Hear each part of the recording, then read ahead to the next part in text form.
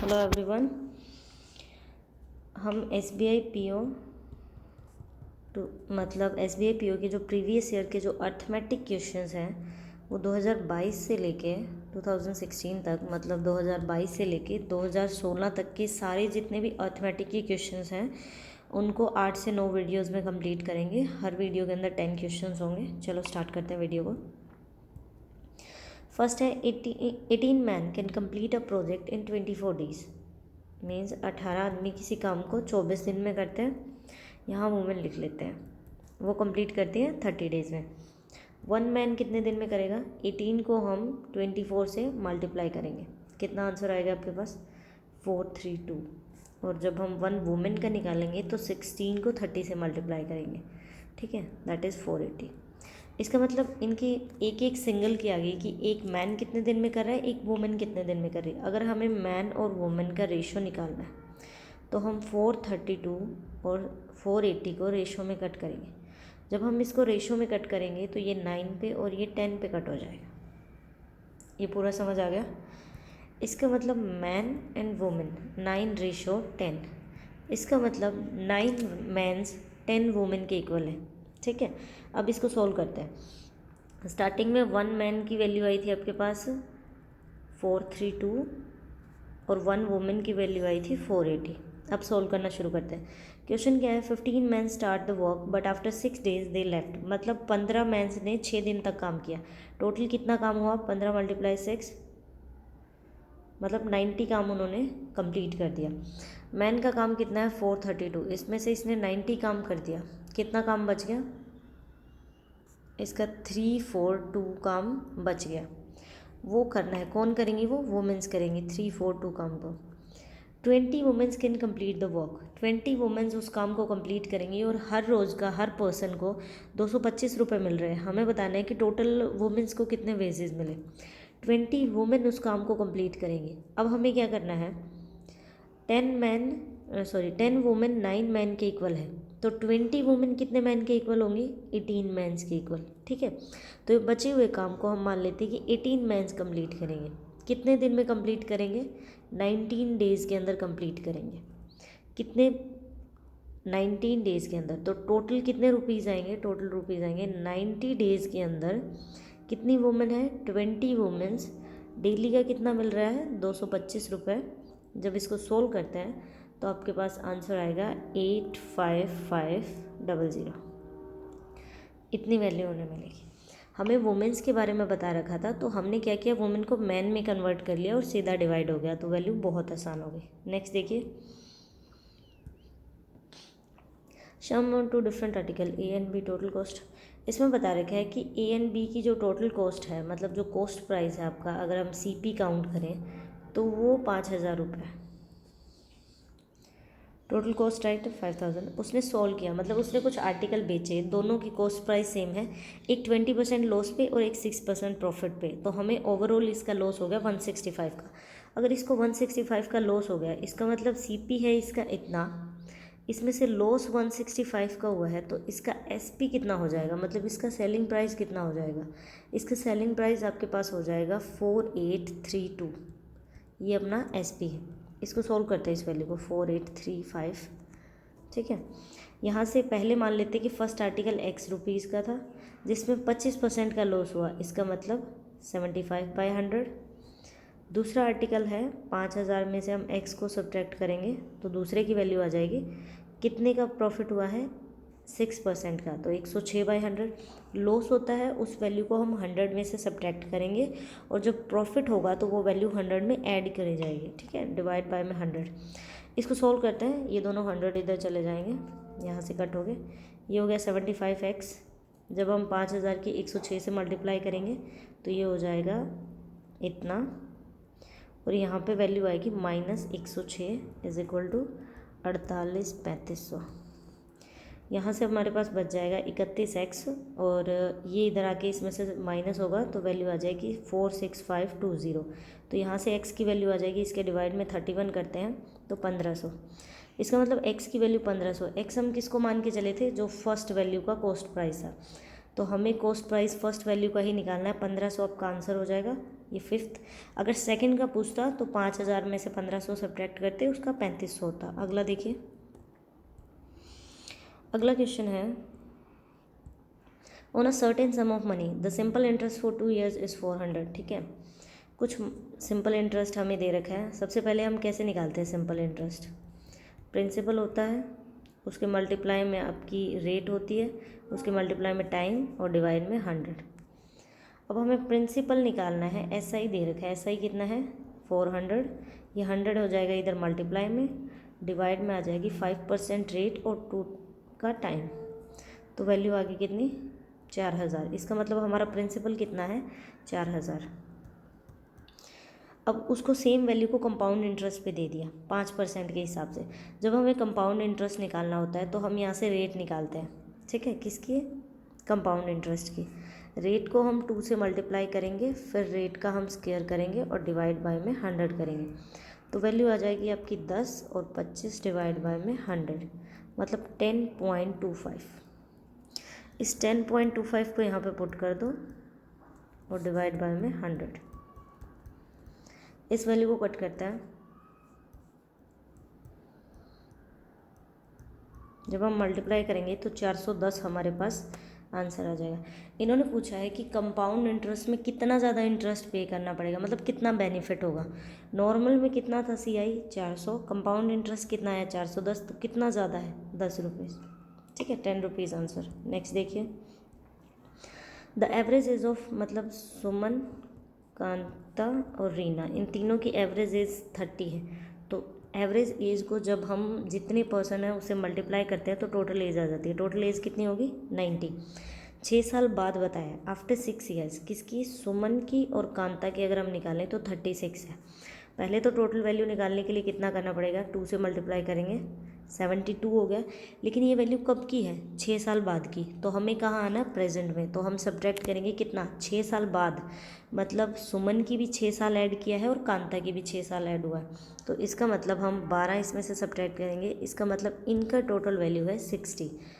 S और के की 60 है, तो आर की कितनी हो जाएगी 90 - 60 = 30। ये हमारा आंसर है। अगला देखिए, उज्ज्वल गेव 2 टेस्ट, मतलब उज्ज्वल ने 2 टेस्ट दिए। फर्स्ट टेस्ट ए और बी काउंट कर लेते हैं। फर्स्ट के अंदर 40% क्वालिफाइंग मार्क्स है, मतलब उनके नंबर सेम है, मैक्सिमम मार्क्स जो है। फर्स्ट के अंदर आपको 40% चाहिए पास होने के लिए, और सेकंड के अंदर आपको 30% चाहिए। इन्होंने बोला है कि सेकंड टेस्ट में उसको 132 मिले हैं। जो उसका जो क्वालिफाइंग नेचर था ना, क्वालिफाइंग जितने मार्क्स दे रखे थे उससे 15 कम है, तो इसमें 15 ऐड करके देख लेते हैं। मतलब 147 कितना है उसका 30%। अगर ये वैल्यू किसी की 30% है तो इसका 100% कितना आ जाएगा, ऐसे निकलेगा। और हमें क्या निकालना है? ए का क्वालिफाइंग नेचर, मतलब उस वैल्यू का 40%।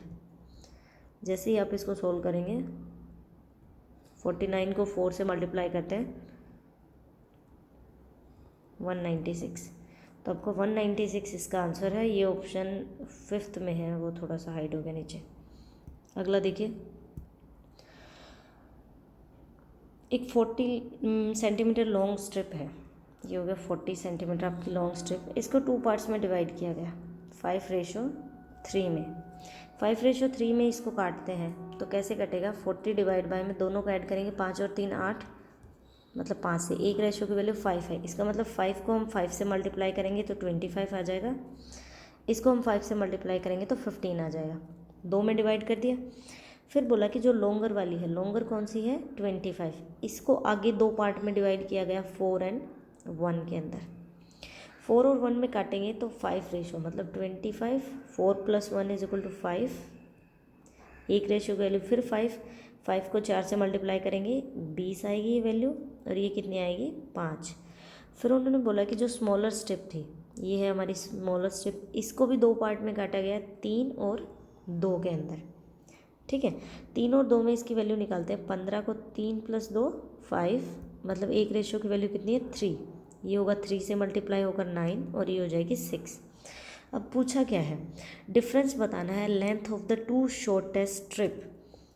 सबसे शॉर्टेस्ट तो है ये, उसके बाद है 6, इन दोनों के बीच में डिफरेंस बताना है। 6 - 5 = 1, तो 1 का डिफरेंस है। अगला देखिए, 1 year before Shreya was 6 time age old, मतलब कुछ एज बता रखी है, प्रेजेंट का हमें नहीं पता, लेकिन प्रेजेंट से अगर हम 1 साल पीछे जाते हैं तो जो उसकी मदर है वो 6 टाइम हो जाएगी अपनी डॉटर की, ठीक है।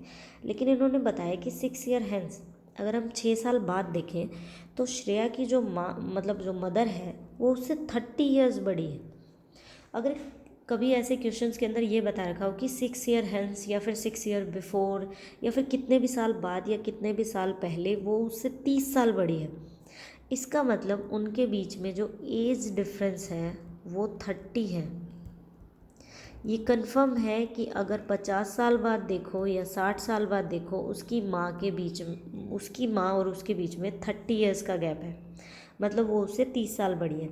अब हमें प्रेजेंट एज दोनों की निकाल कर उनका रेशो निकालना है। इस तरह के क्वेश्चन को क्या करो, ऑप्शन से उठाओ। हमें 4 ऑप्शन दे रखे हैं। सबसे पहले देखो कौन से ऑप्शन में उन दोनों के बीच में गैप 30 आता है। 35 और 35 के बीच में 30 का गैप है, ये ऑप्शन हो सकता है, ये नहीं हो सकता, 30 का गैप नहीं है, ये भी नहीं हो सकता, ये भी हो सकता है। अब कैसे कंफर्म करें कि इसका आंसर 4 है या फिर 1 है। फर्स्ट लाइन से देखो, 1 year before Shreya was 6 time age old as her mother, अपनी माँ से 6 गुना थी। अगर हम ये लेते हैं 35 और 5 वाला, 1 साल पहले श्रेया थी 4 की और उनकी मदर थी 34 की, क्या इनके बीच में 4 को अगर 6 से मल्टीप्लाई करते हैं तो 24 आया, इसका मतलब ये ऑप्शन हो गया हमारा गलत। ये देखो 37 और 7, 1 साल पहले वो थी 6 की और ये थी 36 की, तो 6 टाइम है ना ग्रेटर, तो ये हमारा ऑप्शन आंसर हो गया। कई बार क्वेश्चन ऑप्शन से भी हो जाता है। नेक्स्ट देखिए, a mixture of 189 litre that contain alcohol and water, ये हो गया आपका अल्कोहल और वाटर। 5:4 के अंदर काटा गया है किसको, 189 को। कैसे करेंगे, इन दोनों को ऐड करो, 5 + 4 9, मतलब एक रेशियो की वैल्यू 21 है, तो 21 को हम मल्टीप्लाई करेंगे 5 से और यहाँ 21 को मल्टीप्लाई करेंगे 4 से, ठीक है। वैल्यू आ जाएगी 105 और ये वैल्यू आ जाएगी 84।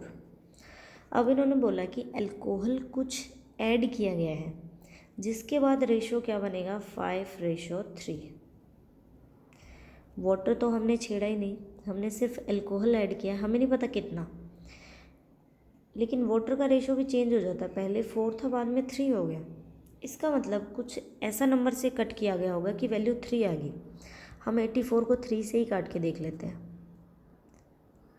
इसका मतलब 28 रेशो के अंदर इसको काटा गया था, कोई 28 से इसको काटा गया जिससे वैल्यू 3 आ गई। इसका मतलब अगर हम 28 को 5 से मल्टीप्लाई करते हैं, इसका मतलब अल्कोहल की वैल्यू आ गई 140।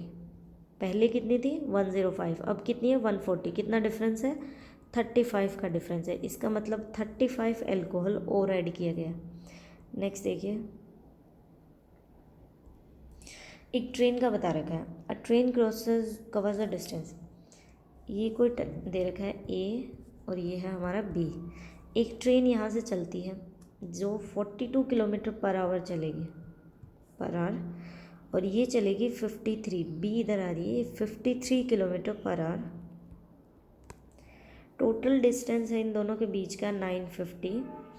हमें बताना है कि ए की साइड से जब ये दोनों, ये यहाँ से चली ये यहाँ से चली, एक ऐसा बीच का पॉइंट आएगा या कहीं भी ये दोनों मिलेंगी, हमें बताना है कि उस टाइम ए कितना डिस्टेंस ट्रैवल कर चुकी होगी। ट्रेन के क्वेश्चन में हमेशा एक फॉर्मूला होता है ST=D। यहाँ पे हमें क्या क्या पता है, स्पीड पता है, डिस्टेंस पता है, टाइम निकालना है बस। डिस्टेंस कितना है 950, स्पीड, जब ट्रेन सेम डायरेक्शन में ट्रैवल करती हैं तो स्पीड सब्ट्रैक्ट होती है, जब ट्रेन अपोजिट डायरेक्शन में चलती हैं तो वो ऐड हो जाती है उनकी स्पीड। अब दोनों अपोजिट डायरेक्शन में चल रहे हैं तो दोनों की स्पीड ऐड होगी। 42 + 53 क्या आएगा, 950 डिवाइड बाय में दोनों को ऐड करेंगे तो 95 ही आएगा। इसका मतलब 10 आवर्स, मतलब 10 घंटे के अंदर दोनों आपस में मिल जाएंगी। लेकिन हमें बताना है कि ए कितना डिस्टेंस ट्रैवल कर चुकी होगी। डिस्टेंस कैसे निकालते हैं, स्पीड इंटू टाइम। स्पीड कितनी है ए की 42, टाइम कितना लग रहा है 10 आवर्स, इसका मतलब 420, मतलब 420 किलोमीटर पे ए और बी आपस में मिल जाएंगे। अगर बी की साइड से पूछता तो इसकी स्पीड लेते 53 और टाइम लेते 10, मतलब 5:30 पे वो मिलता। लेकिन इन्होंने ए का पूछा है, दैट इज़ 4:20। ये हमारे सेकंड पार्ट के 10 क्वेश्चंस हो चुके हैं। कम से कम हम 8 से 9 वीडियोस के अंदर कंप्लीट करेंगे 2021 से लेके SBI PO, मतलब 2022 से लेके SBI PO के 2016 तक के जितने भी क्वेश्चंस हैं। और अगर आपको वीडियो अच्छी लगी हो तो थैंक यू फॉर वॉचिंग।